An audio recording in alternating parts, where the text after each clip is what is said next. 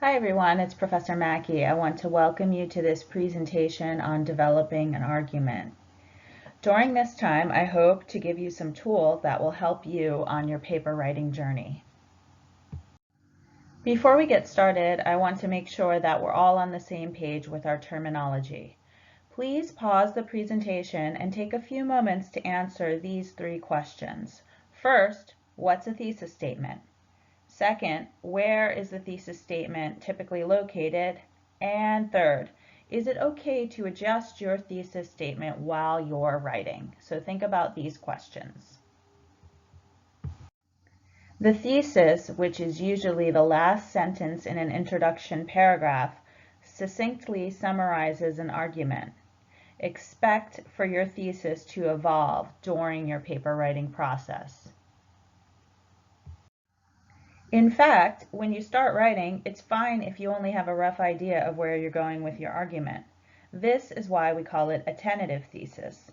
At the beginning of your paper writing process, you should expect your argument to change. I've seen a lot of students get stuck while writing the introduction because in order to write a good intro, you have to have a clear picture of your argument, and this is sometimes difficult at the beginning of the paper writing process. This is why college composition professors will often tell students to start with the body and then circle back to the introduction later in the writing process. After you've completed and revised a rough draft, it will be much easier to write a clear and comprehensive thesis statement.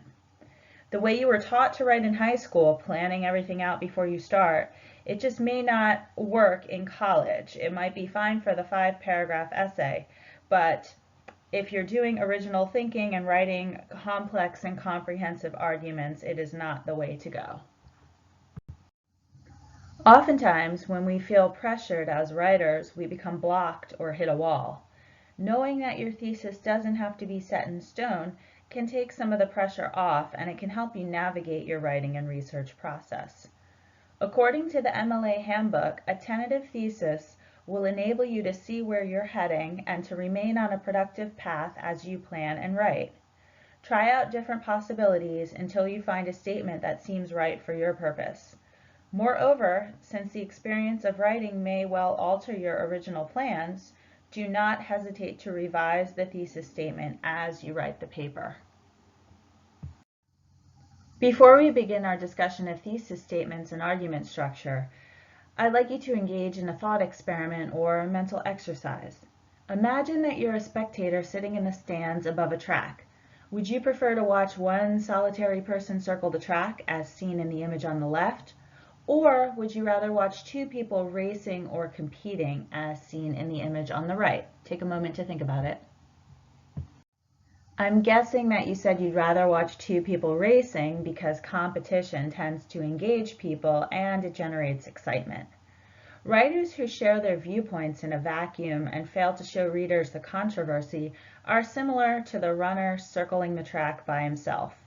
Therefore, it's important that you show the controversy and contrast your perspective with that of competing viewpoints. Here's a helpful tip for formulating a thesis. See if you can focus on the controversy by setting up your thesis as an X versus Y statement. There's a great book called They Say, I Say, which asserts that all of academic writing is a conversation in which your perspective is situated in a dialogue with others. In this book, the authors share a number of templates for different writing situations. One such template involves the tentative thesis, and it goes something like this. Some people believe X when in fact Y is true. In this template, the opposing viewpoint is represented as X, while your thesis would fill the Y slot. Here's an example of a tentative thesis that employs the template mentioned in the last slide. Contrary to what some might say, it is not possible for the U.S. to prevent fluctuations in gas prices. So adding controversy to your thesis via this X versus Y template will draw your readers into your essay, and it will help them better understand the heart of your argument. Okay, I want you to imagine for a moment that you're researching the value of specific academic degrees, and your topic question is as follows. Are vocational classes, those in the trade and technical areas, more beneficial than courses in liberal education, such as the humanities? So as a college student, you may already have a strong opinion on this subject, but even if you don't, I'd like to challenge you to translate this controversy into a tentative thesis statement by using some variation of the template we've been discussing, which is some people believe X when in fact Y is true. So take a moment to see if you can formulate a tentative thesis statement. In any good topic question for this class, you'll be able to successfully argue either side as long as you cite credible evidence and define what you mean by qualitative terms such as more beneficial. One example of a possible tentative thesis with controversy for the topic question mentioned in the previous slide is, although many people consider vocational courses more immediately beneficial than those in liberal education, liberal education courses offer the greatest long-term benefit to learners. So this could be your tentative thesis with controversy. Again, you can see the X versus Y dynamic at play in this thesis statement. As we discussed earlier, a tentative thesis will grow and change as you write your argument. Because writing is a process of discovery, many people can't come up with a focused thesis until they've completed a full draft and several revisions. Here's one possible example of a focused thesis statement that a writer may have arrived at after a full draft was written. And we're keeping with the same topic. Although many people consider vocational education courses more immediately beneficial than those in liberal education courses offer greater long-term benefits to learners by teaching them how to analyze and evaluate information, which prepares them for a range of evolving careers and gives them the critical thinking tools necessary to fully participate in the democratic process. Notice here that the first part of the statement, which begins with although, establishes the conflict or controversy, and the second part of the thesis reflects the full scope of the argument in general terms. Unlike the standard 5-paragraph essay that is taught in high school, organizing a longer academic paper can be challenging. While there are different organizational patterns for different types of arguments, here's a general roadmap that you might follow. You might begin your essay by writing a few paragraphs that give readers some background on the controversy. You then might take some time to define key terms that are related to your argument. Once you've defined your key terms, you can move into your supporting reasons and evidence. This will be the longest and most important part of your paper, consisting of several pages and multiple body paragraphs. The counterarguments, which are specific salient points that someone who opposes your argument might raise, are also important to address. For most topics, 1 or 2 body paragraphs should be devoted to addressing counterarguments. Next, the ethical framework is another important point to address when you're writing about real-world issues. Ethics is the branch of philosophy that considers morality and proper behavior and can provide a powerful point of persuasion to readers. And finally, it usually makes sense to end your argument with a discussion of the larger significance of the issue, as this will help you zoom back out to the big picture and provide an emphatic ending for your argument. One thing that I want to stress here is the organization of your argument will depend really on your specific topic. Some of these points may comprise multiple body paragraphs depending on your argument. Additionally, you can make other points or alter this progression, although in general the order of information that I've outlined here is logical, as it explains the background on the issue before going into the main points of support. I realize that the previous slide can sound pretty abstract, so now I want to give you a real-world example of an argument progression using our earlier discussion about the benefits of a liberal education. So before we get started here, I just want to offer a caveat. Please understand that this example is not meant to diminish vocational education. Many people who pursue this path are very satisfied with their choice. I've simply chosen to argue this side because the liberal arts and the humanities have been underfunded and underappreciated lately, and I like to root for the underdog, so hence that's why I've chosen to argue this side. Okay. So first, when you open this essay, you might describe the current debate over which educational route to pursue. This is the controversy. Then you might explain what exactly you mean by more beneficial. This could be a key term. You might also offer clear definitions of what you mean by liberal arts versus vocational schools, as these terms may be confusing to people who are not familiar with your topic. Next, the bulk of your essay will probably be spent giving examples and providing concrete support for your argument. In the case of this topic, you might address the personal and social benefits of a liberal education. So after you string together multiple supporting points to argue for the benefits of a liberal education, you can address a counter-argument that vocational school is more beneficial because you're really being trained for a specific job. You can respond to this counter-argument by bringing up the point that much of the technical training that vocational education offers may become obsolete due to advancements in technology, whereas the critical thinking skills that are sharpened through a liberal education will remain relevant in an ever-changing world.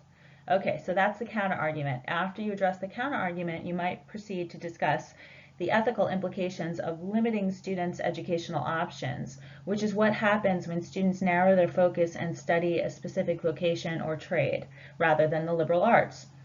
And finally, you might address the larger implications by discussing how having a population that is educated in the liberal arts and humanities may aid democracy and social awareness. Again, this is just one possible example, and it's not meant to be a rigid framework. The way you structure your argument will depend on your audience. In the case of essays that are written for college, imagine that your audience is your classmates. In other words, you're writing for an educated audience of adults who may or may not be familiar with the details of your issue. This is the default or standard audience for academic writing in college. There are 2 points that you'll want to consider when crafting your thesis. First, your thesis statement should not be too broad or too bland. One example of a bland thesis would be, the separation of church and state is a complicated matter. Most issues are, in fact, complicated, so this argument isn't really taking a stand on anything. Second, your thesis statement should not be a statement of fact. The phrase, separation of church and state does not appear in the U.S. Constitution, is an easily verifiable fact. One needs only to refer to the Constitution to settle this matter. So therefore, any statement of fact is not going to make a good thesis statement. There are a few different ways in which competition can make an argument stronger. Before we examine the different forms of competition that you might integrate into your argument, it's helpful to define some key terms so that we're all on the same page. First, when I say antithesis, what I'm talking about is any statement that's in opposition to the thesis. Generally speaking, the antithesis should be the polar opposite or reverse of the thesis. Considering the antithesis of your argument will make your argument more effective and more persuasive. Next, while I'm sure you're already familiar with the term controversy, I want to use a more exact definition for our purposes. In the context of academic argumentation, the controversy can be described as the competition between the main opposing arguments. In other words, the controversy is the X versus Y statement, the thesis versus the antithesis. And finally, the counterargument is defined as a specific reason or situation that goes against the thesis. A counterargument is different from the antithesis in that the counterargument can consist of a single point, whereas the antithesis encompasses an entire argument and all the points that support it. Considering the antithesis, the controversy, and counterarguments will make your argument stronger and more interesting to your readers. Here's an example of a tentative thesis and its antithesis. So the thesis, mental health counseling is a necessary service on college campuses. And the antithesis, which reverses that, mental health counseling is not a necessary service on college campuses. As this example shows, the antithesis is the polar opposite of the thesis. I want to shift gears now and discuss the ways in which you might effectively address counterarguments. Because you're mounting a persuasive argument, you can't just bring up a point from the other side and leave it at that. You must clearly respond to the counterargument. And there are two main ways that you can respond to counterarguments. First, you can concede to it. When you concede to something, you're simply admitting that in this specific case or situation, the opposition has a point. So one example, statistically speaking, the vast majority of people who are pro-life believe or concede that abortion is okay in the case of rape or incest. So that's an example of a concession that limits the scope of the argument or qualifies the claim. The second main way that you can respond to a counterargument is to overturn or refute the counterargument. This can be done when you tactfully state your reasons for disagreeing with this counterargument and you provide concrete evidence to support these reasons. Again, I always like to give real-world examples in my presentations, so now I'd like to give you a concrete example of how you might use a counterargument to qualify your thesis. So let's circle back to the example of mental health services on campus. Imagine that your tentative thesis states that mental health counseling is a necessary service that should be provided on all college campuses to all college students. If this is the case, you might find yourself needing to address an important question related to funding, which most things are related to funding. So a counterargument in this case might have to do with the point that schools are operating at a budget deficit and those schools cannot be expected to provide mental health counseling if it jeopardizes the solvency and the continuation of the college. So I think most logical people would agree with this counterargument as much as you care about mental health services. So then you might revise your thesis so it contains a qualifier. Here's an example of the revised thesis with the counterargument qualifier. So it will go like this. Mental health counseling is a necessary service that should be provided at all financially stable colleges. So clearly addressing this counterargument and creating a more nuanced thesis statement will make your argument much more persuasive. Keep in mind that you don't necessarily need to integrate your counterargument into your thesis statement. This is entirely optional and really depends on the specifics of your argument. However, it's important to understand that college-level writing will be neither simplistic nor black and white, so qualifiers and counterarguments are very important to consider. As we near the end of this presentation, I'd like to provide you with a few tips that can help you on your paper writing journey. First off, in the early stages of your argument, when it's easy to go off on a tangent, you might consider writing your tentative thesis on a post-it note and then sticking that note on your computer or the wall next to your computer and referring to it as you write. This is something that definitely helped me during the early stages of my academic paper writing process when I felt a little bit overwhelmed with the information that was swirling around in my brain. The way you compose a paper is personal. It's important that you understand the different approaches and you use the one that works best for you. As your professor, I'm not here to tell you that you have to do it my way. My goal is only to give you the tools that you can use to find your own way and share my knowledge and experience with you. So in high school, you may recall being taught to plan out your paper before you started writing. In other words, you were expected to create an outline before you wrote your draft. If this still works for you, go for it. But in my experience, the complexity of college-level writing makes it difficult to do this. So instead of planning it all out beforehand, you have the option of taking a more exploratory approach to paper writing. In this approach, you write a very rough draft or a discovery draft before you outline. In this case, your outline becomes not a planning tool, but a revision tool. Outlines used in this way are often called revision or reverse outlines.